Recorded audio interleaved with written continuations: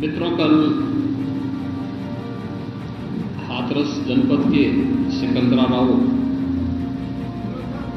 तहसील के गांव में एक दुखद और दर्दनाक घटना अपराह्न में घटित हुई।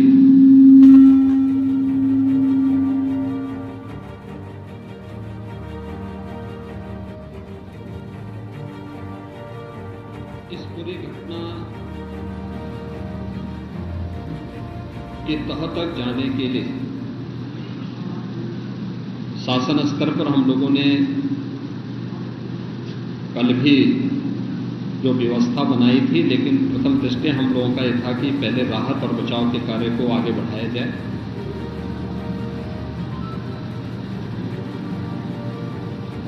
इस पूरी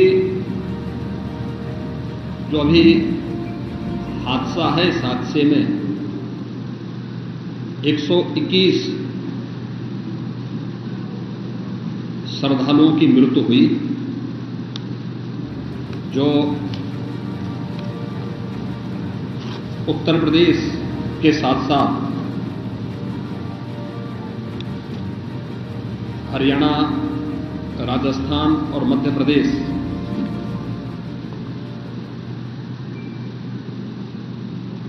से भी जुड़े हुए थे। उत्तर प्रदेश में हाथरस, बदायूं, कासगंज, अलीगढ़, एटा, ललितपुर, शाहजहांपुर, आगरा, फिरोजाबाद, गौतम बुद्ध नगर, मथुरा, औरैया, बुलंदशहर, पीलीभीत, संभल और लखीमपुर खीरी, इन 16 जनपदों के भी कुछ श्रद्धालु जन थे जो इस हादसे के शिकार हुए हैं।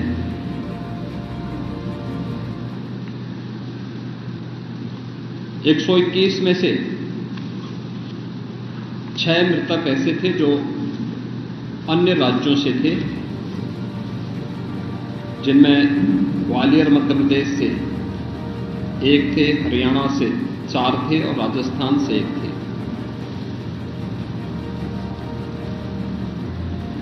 हाथरस के जिला हॉस्पिटल में मैंने जो घायल हैं,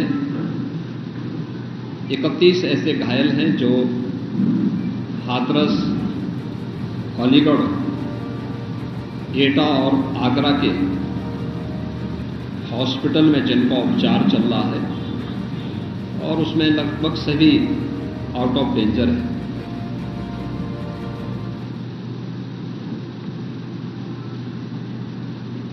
हादसे के बारे में जो वहाँ के चश्मदीद हैं, जो इस घटना के शिकार हुए थे, गंभीर रूप से घायल हो गए थे, उनमें से ज़्यादातर जो लोग हैं जिनसे आज मैंने बातचीत भी किया है, वे सभी इस बात को बोलते हैं कि हादसा कार्यक्रम के उपरांत जब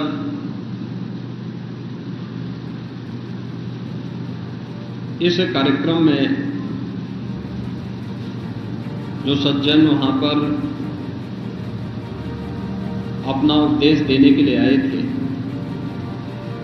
उनका कार्यक्रम या उनकी कथा संपन्न हुई, तो कथावाचक के मंच से उतरने के बाद जीटी रोड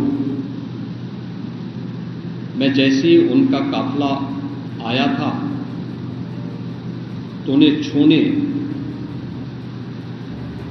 के लिए जब महिलाओं का एक दल उधर बढ़ा तो उनके पीछे पीछे भीड़ गई और इसी के बाद वे एक दूसरे के ऊपर चढ़ते गए। सेवादार भी लोगों को धक्का देते रहे, जिसके कारण दोनों ओर, जीटी रोड के दोनों ओर और जीटी रोड के अंदर भी ये सब हादसा वहां पर होता हुआ दिखाई दिया। इसका सबसे दुखद पहलू ये था कि इस प्रकार के आयोजन में जो सेवादार प्रशासन को अंदर घुसने नहीं देते, दुर्घटना होने के तत्काल बाद या दुर्घटना के दौरान प्रारंभिक रूप में इन्होंने पहले वहां पर इस मामले को दबाने का प्रयास किया, लेकिन जब उन्हें प्रशासन ने हॉस्पिटल ले जाने की कार्रवाई प्रारंभ की तो इनमें ज्यादातर सेवादार वहां से भाग गए। इस पूरी घटनाक्रम के लिए हम लोगों ने एडीजी आगरा की अध्यक्षता में एक एसआईटी गठित की है, जिसने अपनी प्रारंभिक रिपोर्ट दी है और इस घटना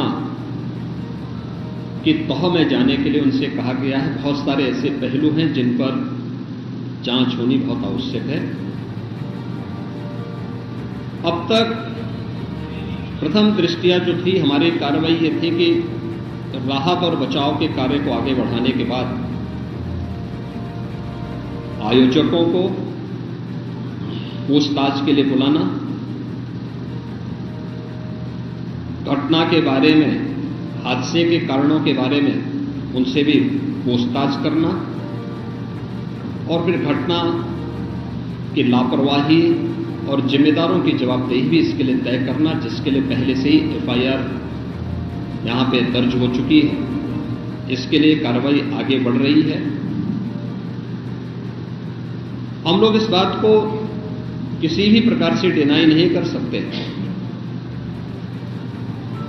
इस प्रकार की घटना केवल एक हादसा नहीं होता। अगर हादसा भी है तो उसके पीछे कौन जिम्मेदार है,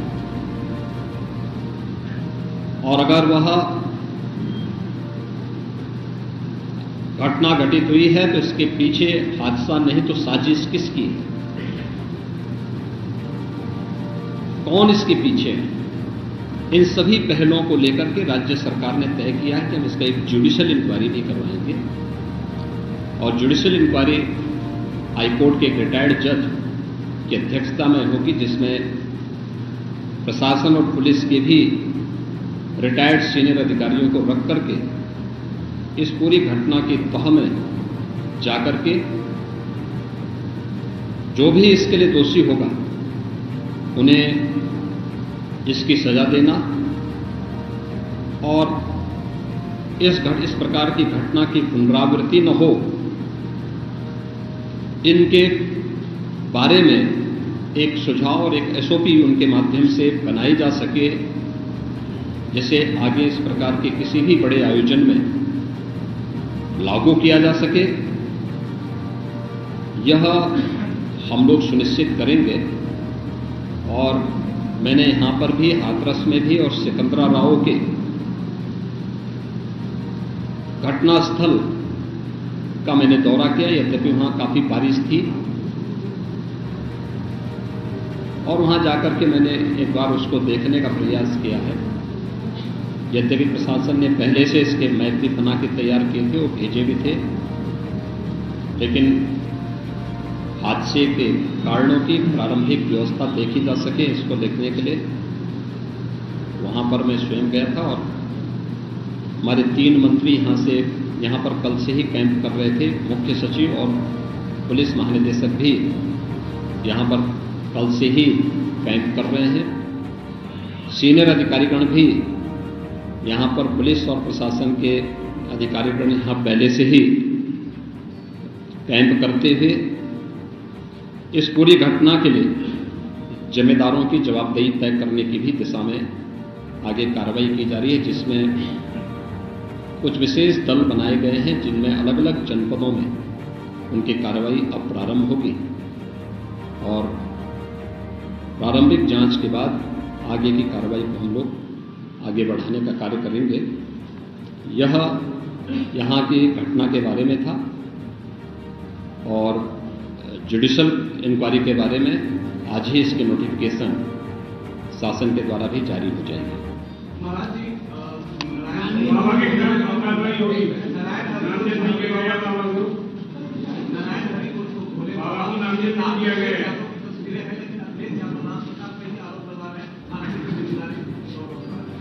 देखिए, कुछ लोगों की एक प्रवृत्ति होती है कि इस प्रकार के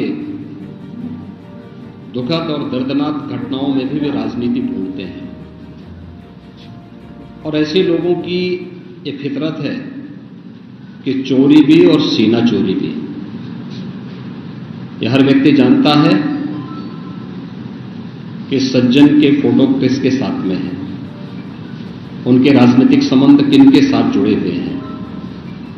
तो स्वाभाविक रूप से आप लोगों ने इस बात को देखा होगा कि पिछले दिनों रैलियों के दौरान इस प्रकार की भगदड़ कहां मचती थी और कौन इसके पीछे थे, और मुझे लगता है उसकी तह में जाना आवश्यक है।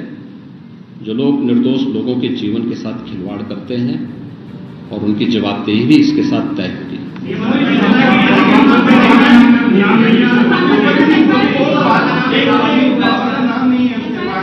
दूसरी चीज आपने कहा कि ऐसे आयोजनों में प्रशासन को घुसने की इजाजत नहीं होती है, तो ऐसा क्यों होता है कि क्या भविष्य में ऐसी चीजें ना हो? देखिए,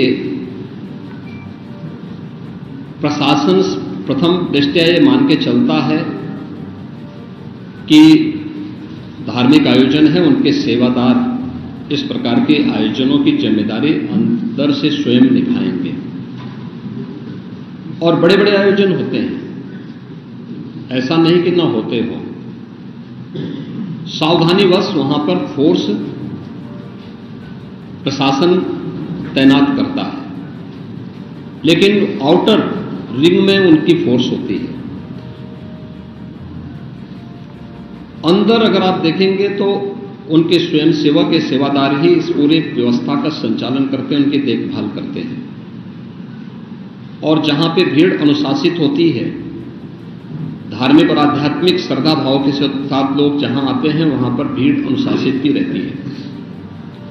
लेकिन जब वही कार्यक्रम निहित स्वार्थी तत्वों के हाथों का खिलौना बन जाता है, तो वह अनुशासनहीनता का नजारा वहां पर भी देखने को मिलता है। और इसका शिकार अंततः वह निर्दोष व्यक्ति होता है जो धार्मिक श्रद्धा के साथ उस आयोजन में भागीदार बनता है, क्योंकि उसको तो साजिश के बारे में पता नहीं होता है और वह अपनी उस श्रद्धा भाव के साथ आता है। लेकिन साजिश करने वाले लोग अपनी साजिश करके फिर वहां से चुपचाप खिसकने का प्रयास भी करते हैं। होना ये चाहिए था कि अगर हादसा था तो सेवादारों को वहां पर इस पूरी घटना को पहले तो अपनी व्यवस्था को सुदृढ़ करना चाहिए था, और अगर सुदृढ़ नहीं कर पा रहे थे तो प्रशासन का सपोर्ट लेकर के हादसे के शिकार लोगों को हॉस्पिटल पहुंचाने की व्यवस्था करनी चाहिए थी, उपचार की व्यवस्था करनी चाहिए थी। इसका सबसे दूसरा जो पहलू ये है कि हादसा में लोग मरते गए और सेवादार उससे पहले वहां से खिसक करके भाग चुके थे, और इसीलिए हम लोग इसके पहले जाएंगे। और मैं इस बात के लिए आपको इस बात के लिए मैं कह रहा हूं ना कि मैंने इसीलिए जुडिशियल कमीशन के बारे में राज्य सरकार ने इसको तय किया है। हम इसके तहत निष्कर्ष पर आएंगे और इस प्रकार के बड़े बड़े आयोजन हम लोग करते रहे हैं, लेकिन कहीं भी कोई इस प्रकार की चीजें नहीं आई है। और मुझे लगता है हम लोगों ने इस प्रकार के बड़े बड़े आयोजन हमेशा किए हैं, कुंभ जैसे बड़े आयोजन किए हैं, बड़े बड़े कार्यक्रम होते रहे हैं। लेकिन इसीलिए मैंने कहा कि इसकी तह में जाना आवश्यक है कि आखिर इसके पीछे कौन लोग इसके लिए जिम्मेदार हैं। दूसरा, राज्य सरकार ने और केंद्र सरकार ने देखिए कि एफआईआर एप्लीकेशन परमिशन के लिए जिन लोगों ने दी थी, प्रथम दृष्टया पहले एफआईआर उनके खिलाफ होती है और इसके बाद फिर उसका दायरा बढ़ता है। ये सभी अन्य लोगों के दायरे में आएंगे, जो भी इसके लिए जिम्मेदार होंगे वे इसमें आएंगे। केंद्र और राज्य सरकार ने आर्थिक सहायता की भी घोषणा की है। जो निर्दोष लोग इस पूरे हादसे के शिकार हुए हैं उनके जो नाबालिग बच्चे हैं, जो स्कूल में पढ़ने वाले बच्चे हैं, उनको हम उत्तर प्रदेश मुख्यमंत्री बाल सेवा योजना के अंतर्गत उन बच्चों की पढ़ाई की व्यवस्था हम लोग राज्य सरकार से करवाएंगे। उन्हें जिस भी स्कूल में पढ़ रहे होंगे, जिन भी संस्थाओं में पढ़ रहे होंगे, या उनके स्कॉलरशिप आदि की व्यवस्था के लिए भी राज्य सरकार ने तय किया है। और प्रत्येक मृतक के परिवारजन को भी केंद्र और राज्य सरकार मिलकर के 4 लाख रुपए की सहायता और गंभीर रूप से घायल व्यक्ति को 1 लाख रुपए की सहायता दे रही है। धन्यवाद।